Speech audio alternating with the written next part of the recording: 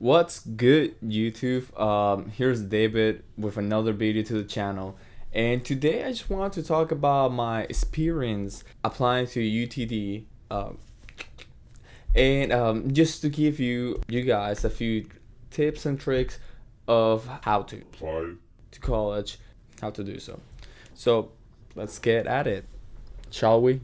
Okay, so many people are afraid of the college application process because it looks scary and whatever. But honestly, it is not that bad because the people are gonna be looking at these applications are humans. I mean, people just like you and I. They're humble. They really just want to hear your story, and that's what they're here for. And also, you're not just a number. You're not just GPA, SAT score. You're not just that. You are you. So they're looking for your story. Now, this right here are just a few requirements of applying to college. So let's start with the first one, which is the application itself. So, in order to apply to something, you gotta fill out an application. And college is literally the same way, but easier. And here's why. Because with college, you apply, there's two websites that I know of. You can either apply through Apply Texas or you can apply through Common App. Now, these two websites, they're very easy to use. I personally use Apply Texas just because I found it easier, and literally you can apply to a college in 5 minutes. That's what I did with UTD. I literally just copy and pasted my application from A&M, submitted it, pay my $50, which is the fee that they require, and that was it. That was literally it. So it's easier. I have friends that they use Common App, also easy. It just depends on what you want to use. Now, the second point is GPA. Now with GPA, it is a little bit, I wouldn't say controversial, but just different because many people think, oh my gosh, I need to have a GPA super high, but honestly, not necessarily. And here's why. My recommendation is try to keep a GPA above a 3.6 just because that way you can enter NHS, Spanish Honor Society. You can enter organizations because of your GPA. But my personal recommendation is try to maintain above a 4.0. I know it's hard. I know it's hard because if you start taking, harder classes, even though the GPA score is higher, you might not be doing as well because it's hard, and that's fine. But try to if you maintain a 4.0 and above, you'll be chilling. I graduated, I think it was last week, with a 4.01. So just right there. Now, one point I really, really want to, emphasize is something that my high school principal once taught me. And this is keep a balance between your social life and your academic life. And here's what he meant. Try to not to, hang out too much with friends and be out all night, play video games, whatever, because you might not do as well in academics. But also, don't get too caught up on academics because you're missing out on, what's fun, hanging out with friends, going to parties. So keep a balance between those two, and you're gonna do amazing.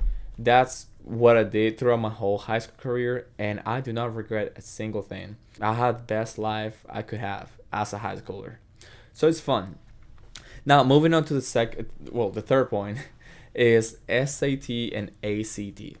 Now this test is not something I can talk about too much because I wasn't the greatest.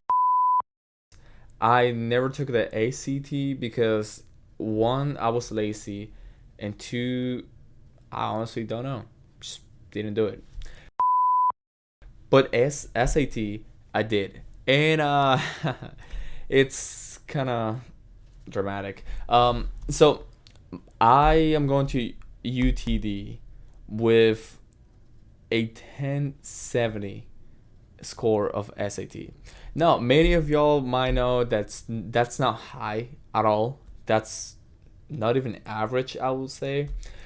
But hey, I made it. So you can judge me however you want. But now my recommendation is, you know, if you're from what I've heard is that ACT is faster, but it is more math and science. So if that's something you're into, then go ahead. Now SAT is more English and math, and it's harder but longer. You have more time per question. So just find whatever you want and do good on it.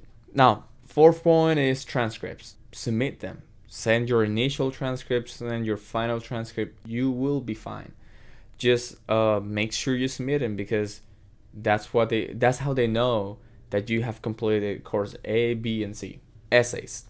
Many people are like, "Oh my gosh, essays!" Like essays. No, it's not the essay you think of English class that it's super hard. No, no, no, no. This essay that you will be submitting is simply answering a prompt. Now, make sure you stay on topic because that's what they want. But just be who you are. Just narrate a story that it's significant. It means something to you. Narrate it and just say how it impacted you. That was actually one of my prompts for the college essay that I wrote. But just make sure you stay on the topic. Now, one thing I want to say, and it's by experience, is do not write an essay about your resume. They have your resume already. They have it on paper. So do not, because that's something I did. Do not just rewrite an essay with your resume. That is not what they're looking for. Going into the balance topic that we were talking earlier is extracurricular activities and community service. These two are very important because colleges do look at them and they can make a decision for you.